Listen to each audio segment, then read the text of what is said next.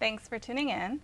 Today's video is going to be an updated closet tour and storage tips. I had previously done one of these kinds of videos in my last apartment, but some of you may know that I recently moved. I thought it would be helpful to do an updated closet tour as well as going through, how I store my handbags.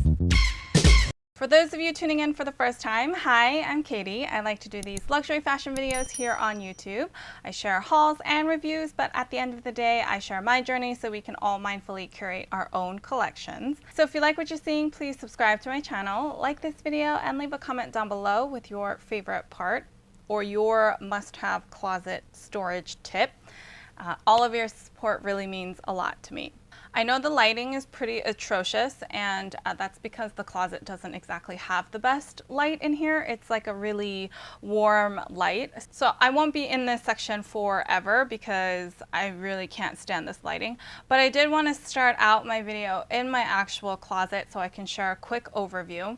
I just finished filming my video and I wanted to add, before we jump straight into it, I feel like I need to put a few disclaimers out there. I'm not trying to show off my closet or anything like that.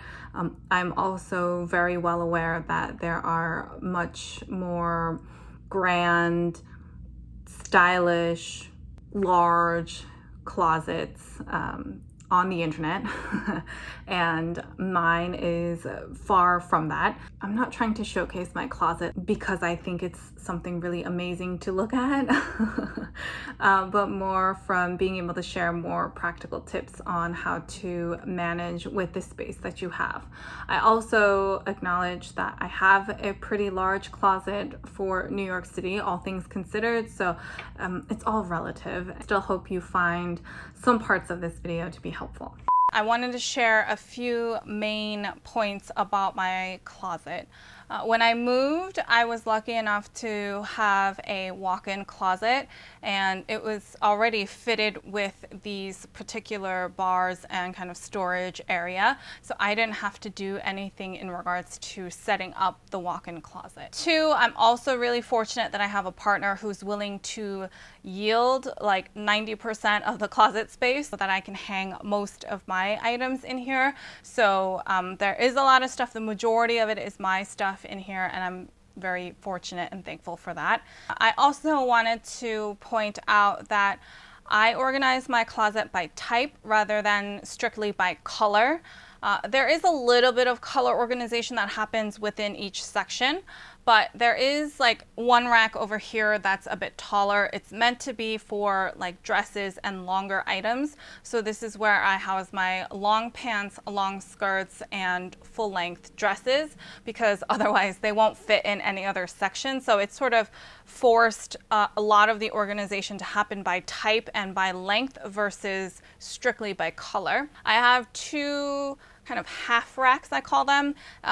Some of my shorter dresses do fit on one of these racks, followed by a lot of cardigans and hoodies, denim jackets, things like that. They're more lightweight jackets or lightweight sweaters that go on this top rack here. And then underneath that are the majority of my shirts. They can be t-shirts, blouses, button-ups, all sorts of kind of tops that go on the bottom rack here. And then behind me is actually going to be the section that houses all of my blazers and jackets. These are much more like thicker pieces, if that makes sense. And they're all pretty much housed together. They do go a little bit from like lighter weight to heavier weight, but beyond that, there's no real rhyme or reason to the organization over here. And then this bottom bit down here is actually some of my boyfriend's clothes, where he will be, where he hangs some of the pieces he wants to keep hanging. I find organizing by section like this does make it really easy for me to come straight in here, go to the section of the type of item I'm looking for, find it, and then leave. So I do tend to organize my closets by type and not just by color. The other thing I wanted to point out is that I am leveraging a lot of the storage space up above to house items that are used less frequently or for things that I don't necessarily go for every day.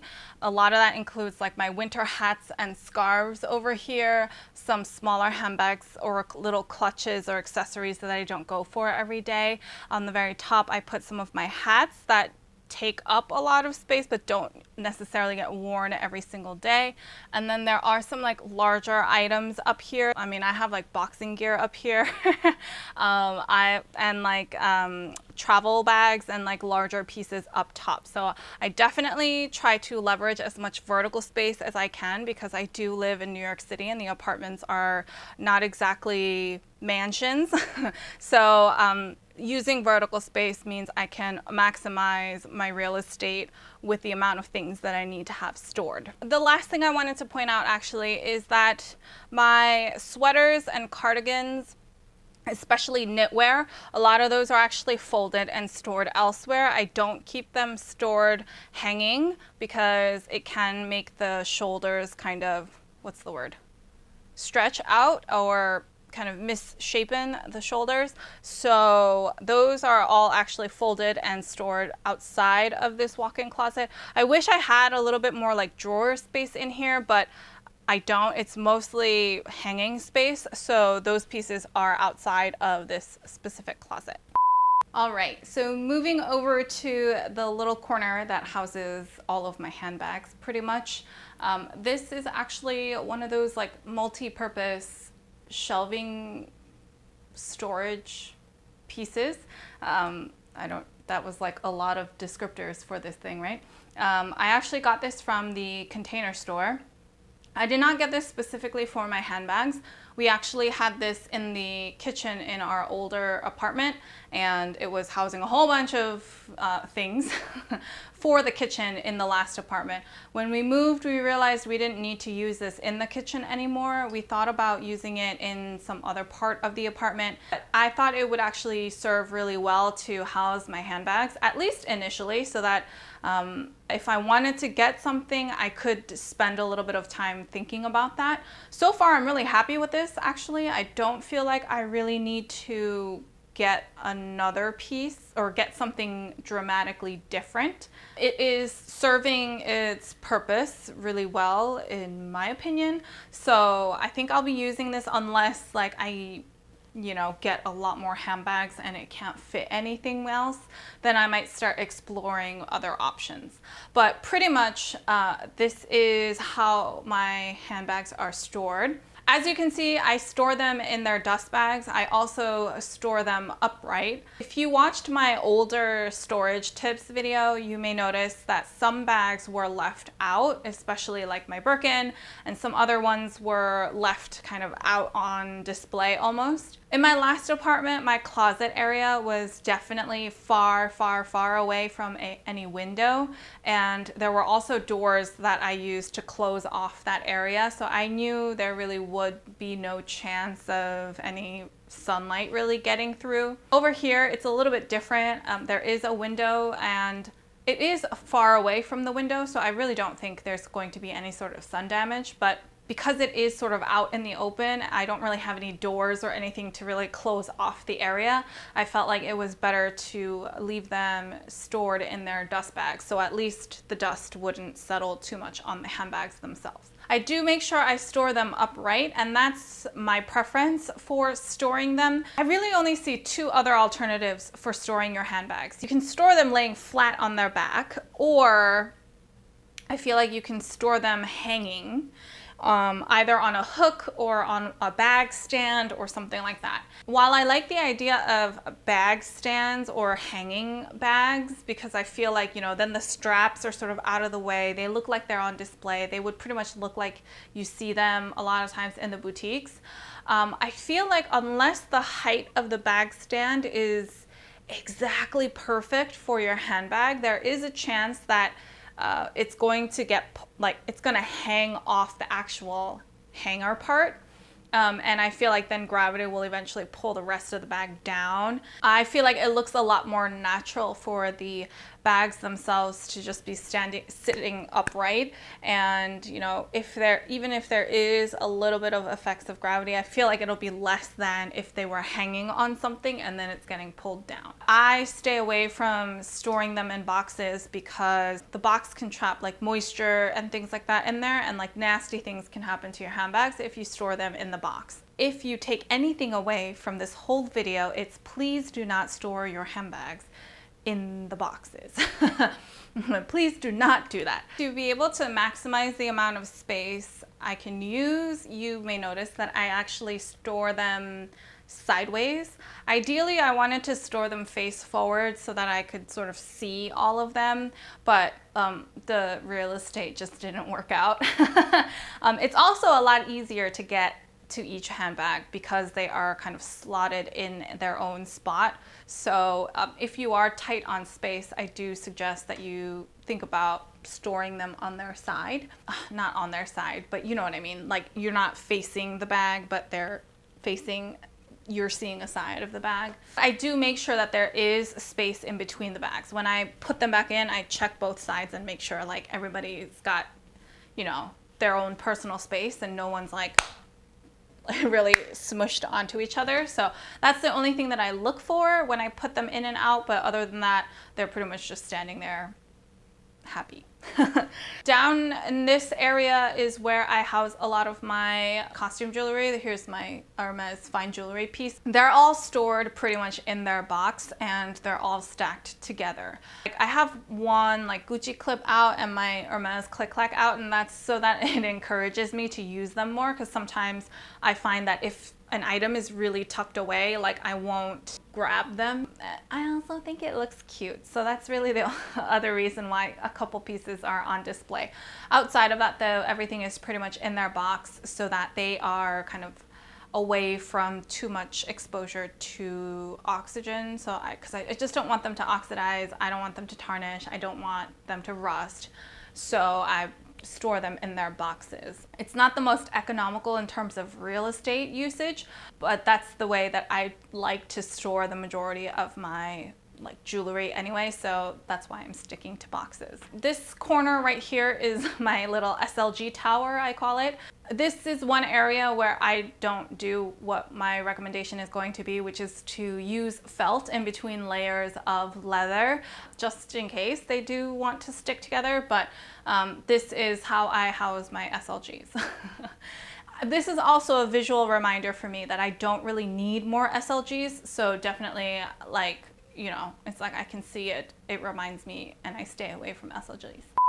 So what I mean by use the felt that's provided, for example, this is my small classic flap. This is how I store my classic flap inside the dust bag.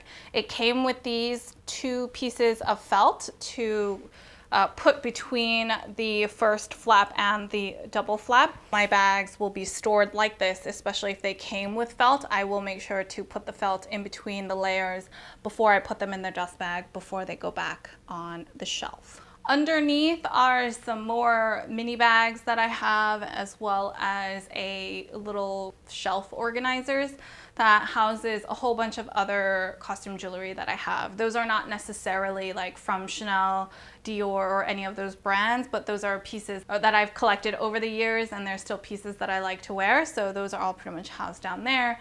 And then beneath here are additional bags. You'll see the Dior Rimowa piece is a bit on display here, if you will.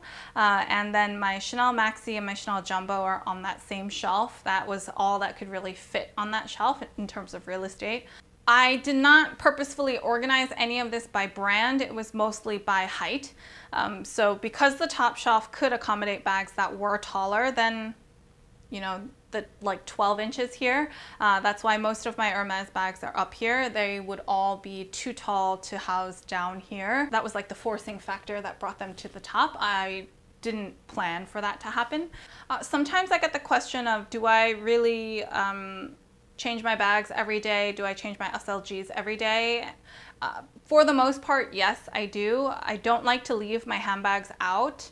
So pretty much every night I will actually take the items out of my handbags and then I'll put them back in their dust bags. Oh, I almost forgot. I do want to mention what's happening on the other side over here.